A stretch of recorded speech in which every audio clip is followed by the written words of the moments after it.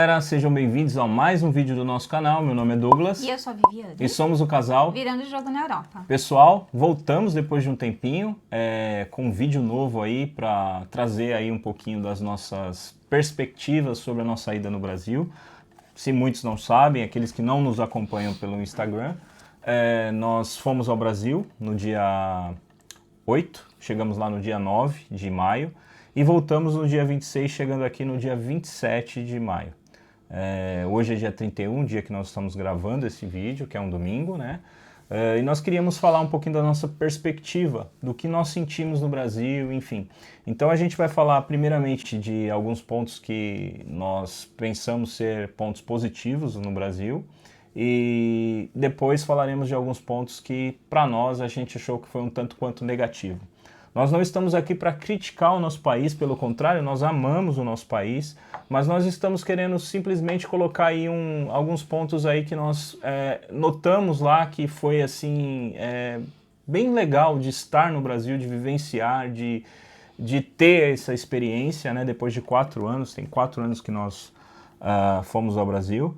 Exatamente o dia que nós saímos daqui foi o dia que há 4 anos atrás nós chegávamos ao Brasil, né? Que seria dia 8 de maio. Há 4 anos atrás nós saímos dia 7 de maio de 2022 e chegamos lá dia 8. Exato. E dessa vez nós saímos daqui dia 8 de maio e nós chegamos lá dia 9. Exato. Então, assim, exatamente 4 anos, né, atrás, para a gente colocar aí quais foram os pontos que realmente, né, nos deu um certo impacto nessa nossa viagem.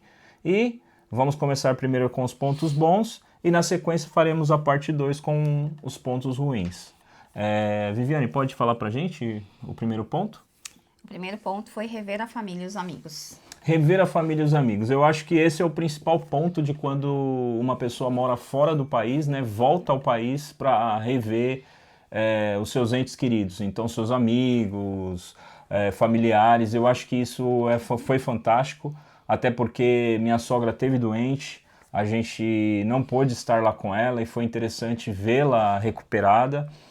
Ao mesmo tempo, uma tia-avó que eu tenho, que é o nosso xodó, ela está com 106 anos e nos próximos dias ela completa aí 107. Então a gente sabe que talvez seja difícil se de repente passar muito tempo não vê-la, é bem complicado, porque a gente não sabe o dia de amanhã, tendo em vista a longa idade que ela tem, né?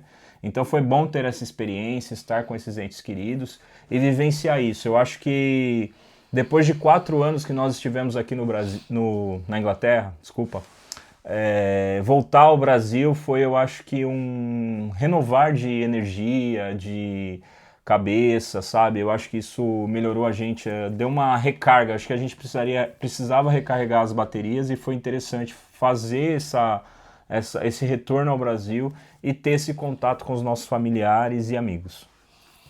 Sim. Mais algum ponto, amor? Não? Não, assim, embora a gente já tenha ido com uma agenda pré-programada, a gente realmente não conseguiu visitar muita gente dessa vez. A prioridade era realmente ver minha mãe, porque tinha ficado doente, ficou internada 2 vezes no ano passado, e ver a tia-avó do Douglas. A gente não conseguiu, como da outra vez, a gente foi em várias casas, visitamos vários parentes, tias, primos. Dessa vez a gente não conseguiu. Foi realmente por falta de tempo.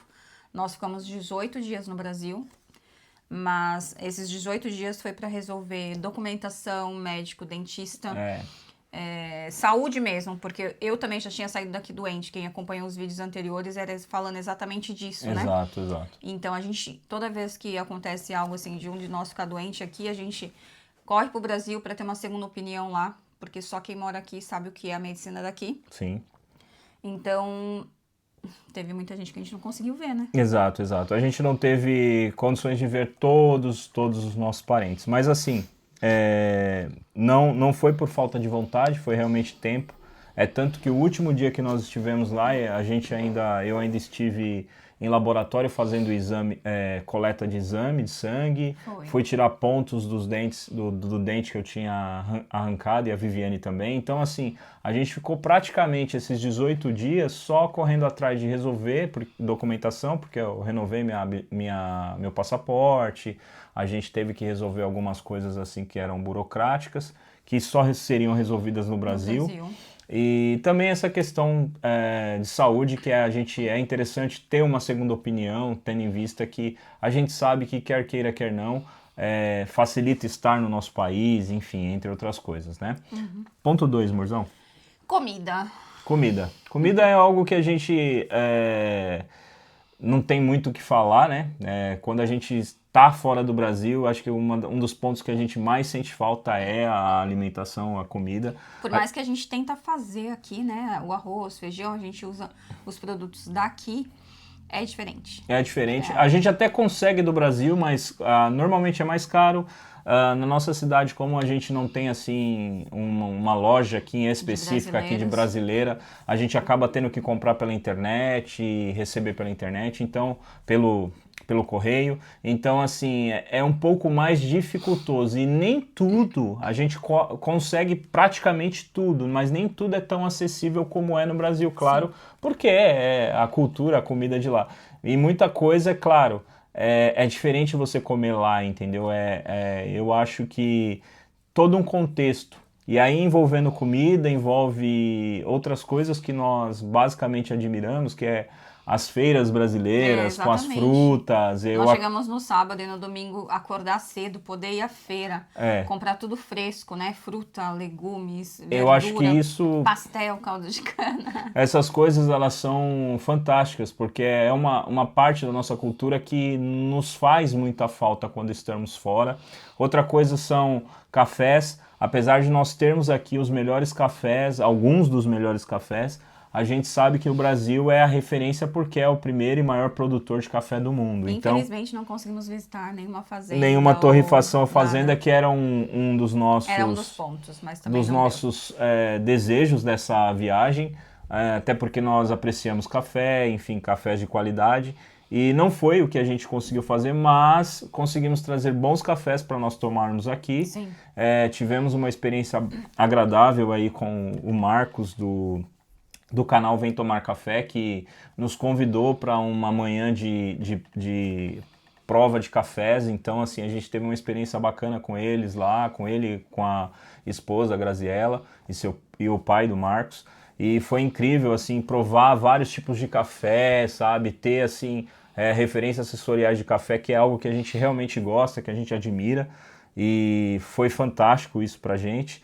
Então essa parte de comida foi algo que, dessa vez, em vista das últimas vezes que nós fomos, nós mais aproveitamos. Sim. Fomos, comemos o que nós tínhamos vontade, chegamos nas padarias e comíamos as coisas, claro, com certo controle, mas realmente provando mesmo e tendo a experiência de falar assim, não, pô, eu fui, provei e agora vou voltar para a Inglaterra abastecido também fisicamente e saciado com a comida de lá. Que eu acho que é uma das coisas que mais a gente sente falta quando está fora. Eu acho que ainda na nossa lista... É que a gente não fez uma lista assim, eu quero comer isso, isso e isso, né? Mas a gente sabia especificamente o que a gente queria comer. Sim. Mas faltou mais dias pra gente poder comer. Provar porque coisas. Eu fiz 2 cirurgias, então eu tive que ficar 6 dias sem comer, só no líquido. E se eu soubesse, eu tinha comido tudo nos meus 3 primeiros dias lá, né? Exatamente. Porque depois eu não pude mais comer. Era só líquido. E quando eu voltei a comer da primeira cirurgia no meu 4º dia, a gente foi pra Hortolândia e comeu aquela feijoada, né? E aí na segunda-feira eu vou e me arranco todo dente. E aí mais 3 dias sem comer nada. Então foi um tanto quanto complicado ficar nesse tempo aí. Durante esse período, quase 2 semanas, semanas consecutivas, a Viviane arrancou um dente numa semana. Na primeira semana e na segunda semana mais um. E aí isso, você dá aquele gap que você tem que ficar só no líquido. E eu arranquei um dente na última semana. Então, eu acho que essa foi a parte que mais prejudicou da gente provar outras comidas, enfim, ter. Mas foi legal, foi legal. Mas era algo necessário, algo que aqui a gente não conseguiria, e se conseguisse, ia Ser muito dinheiro. Eu acho que aí entra mais um terceiro ponto aí, que eu acho que é um dos pontos, né? Que a gente comenta também, que é muito bom ir ao Brasil, né? Mas aí o terceiro ponto é a receptividade do brasileiro. Exatamente. A gente já sentiu isso desde o aeroporto, quando nós paramos Exato. no Três Cafés Corações para tomar um café. Eu falei, gente do céu, a gente sente falta disso lá, né? Café Três Corações. Então, na realidade, eu acho que o brasileiro ele tem uma receptividade diferente de qualquer pessoa do mundo, qualquer outra cultura, eu não sei. O calor não é só a questão da educação, porque educação às vezes nem sempre é assim algo tão aparente, mas eu acho que é a receptividade. E é interessante que em vamos dizer que praticamente todos os lugares que nós fomos bem recebidos, sejam clínicas, sejam hospitais, padarias, e eu acho que isso é fantástico. A forma, eles te recebem bem, porque eles querem que você retorne lá, seja você um cliente, seja você um paciente. Então eu acho que isso nos deixou assim mais marcados nessa viagem, porque eu não sei se nas últimas viagens a gente também chegou assim meio que corrido no Brasil e não teve a possibilidade de notar essas coisas, e dessa vez a gente foi mais nessa de sentir, de experienciar. Apesar de estarmos corrido, a gente queria ter experiências, a gente começou a notar mais isso, né? E claro, depois a gente passar 4 anos aqui e não ir ao Brasil, você faz o comparativo de como você é atendido aqui nos lugares, que eles são extremamente educados, até certa vírgula, né? Para lá, porque lá se você, eu não sei se é o fato também linguístico, né? Mesmo que você não entenda as coisas, eles tentam de alguma forma te orientar para que você, aqui muitas vezes, se eles não entendem o que você fala, ou se você não entende o que eles falam, eles muitas vezes não têm muita paciência de te orientar. Sendo rude. Eles são um tanto quanto rudes, de tipo, você precisa entender, eu já falei, não vou falar mais uma vez. Então esse tipo de situação são situações que a gente sentiu, e o Brasil nos pegou assim muito forte, porque a gente começou a notar isso em cada lugar que a gente ia. Era para abastecer um carro, era para, sabe, em todos os lugares. A receptividade do brasileiro foi algo que nos surpreendeu dessa vez. Não sei se é porque a gente já estava há muito tempo fora do país, né? 4 anos aí fora sem voltar ao país, mas foi algo que nos marcou bastante, a nos lembrar que a nossa pátria ela é amada não só por ser bela e maravilhosa, mas porque tem pessoas incríveis e pessoas amáveis para nos receber, para nos atender. Então eu acho que isso foi algo que marcou bastante também nessa viagem. E o próximo ponto? Saúde, médicos e dentistas. Então, eu tinha falado que era um dos pontos, porque a gente estava falando exatamente sobre isso, atendimento, né? Infelizmente, nós estamos talvez no país que seja o país referência para ensinar médicos no mundo. Então aí a gente tem Cambridge, a gente tem Oxford, a gente tem grandes universidades que estão aí recebendo muitas vezes médicos para fazer especializações e tudo mais, mas a gente que trabalha no sistema público de saúde do país sabemos que o atendimento não é assim as mil maravilhas. Mas não tem um particular como teria no Brasil também? Tem, só que no final das contas sempre vai afunilar e vai terminar no sistema público de saúde. E claro, quem tem um poder aquisitivo maior vai acabar sendo direcionado às clínicas para fazer os exames, e no final das contas, mesmo que vá para um sistema público de saúde, vai acabar indo para um sistema público de saúde talvez diferenciado em cidades diferenciadas. É como a gente aqui, se a gente quiser usar, por exemplo, uma clínica que tem em Londres, que tem médicos brasileiros ou da América Latina, o que a gente paga de consulta, o custo é muito alto. É o preço de uma passagem de você ir para o Brasil, né? Quase ir para o Brasil, então, porque uma consulta mínima nessas clínicas é de 500 a 600 libras. E se você pegar e colocar mais... Porque, claro, depois vai vir exames, vai vir uma série de coisas. Medicação. Esse custo vai subir. Com 800, 900 libras você vai ao Brasil, uma pessoa vai e volta. Então, assim, é muito mais viável ir ao Brasil. E falando no sistema de saúde, o Brasil, ele acaba sendo uma referência até no sistema público de saúde. Por quê? Eu conversando uma conversa assim simples com uma tia minha, ela falando que ela periodicamente faz alguns exames e vai ao médico, todo mês ela está lá no SUS, lá fazendo como é que fala? Os exames médicos dela, vai fazer as análises dela, vai ser checada pelo médico. Então, assim, periodicamente tem. Claro, existem algumas filas para alguma coisa e outra, mas a gente percebe que no final das contas o tratamento ainda acontece. E quando você vai para o tratamento pago, que no caso é o privado, convênio que tem no Brasil, ou convênio ou qualquer coisa que você vai fazer, as coisas elas andam de forma mais prática, entendeu? E o custo, claro, para gente que vive na Inglaterra, a gente sabe que o custo mediado ao que a gente vai pagar no Brasil não acaba sendo compensando para nós, né? Claro que para quem vive no Brasil a coisa não é bem fácil, mas ainda assim há o sistema público de saúde que funciona. E a questão dentária também, que aqui é muito caro. Muito. E eles conseguem ainda, o pouco que eles fazem, por exemplo, em nós, né, na nossa boca, o pouco que fizeram caca. E custou a perda dos nossos dentes. Exatamente. A Viviane teve uma experiência que foi uma experiência trágica, que aqui foi ao dentista. Você pagar caro. Pagou caro, o dentista acabou fechando o dente dela com uma cárie dentro. E aí a cárie, ao invés de sair, ela estava comendo o dente de dentro para dentro.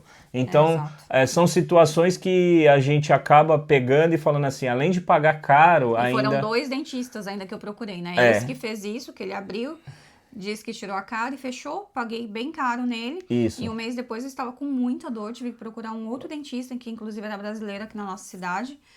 E aí ele me cobrou até metade do preço do que o primeiro havia cobrado. E ele disse, olha, o seu dente ele foi fechado com uma cárie. Sim. E aí agora, teoricamente, eu vou ter que matar a polpa da raiz. E aí eu te cobro esse valor X e quando você for pro Brasil, você trata o canal.